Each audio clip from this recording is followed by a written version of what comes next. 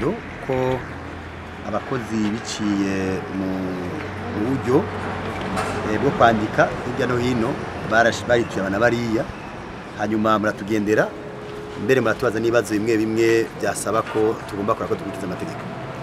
Usanga ibyo twakoze turabereka ibyo dushoboye, mbere bijya naho bigaragaza ko hariho ubushikiranganji bwitwararika abakoresha ndetse n'abakozi bakora akazi. Rero byadushimishije kuko umuntu wese yaronse impanuro abereye, yaba umukozi yaronse impanuro zikwiriye, yaba umukoresha yaronse impanuro zikwiriye, mbere harashirwaho n'umwanya w'uko horabwa ko ibintu byose byakozwe gisunzwe amategeko.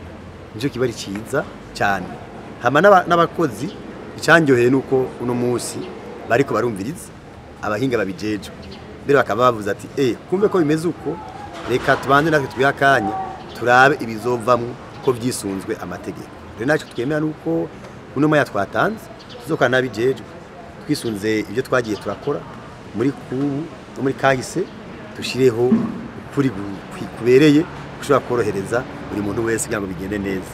Tukaba tubashimiye gushishikare gushigikira igihugu, gushishikarira abene igihugu ko iyo umukozi akoze neza akaziganizwa muri INSS, akaziganizwa muri mituwere, burya niryo kiba giteye imbere. Iyo umukozi ahembwe neza, agahembwa ku mwanya, mbere n'imiryango iriko iratera imbere. Iyo bemeye ivyo leta iriko irakora kuguza amakonte, baba bariko barashigikira inzira nziza na politiki nziza y'igihugu.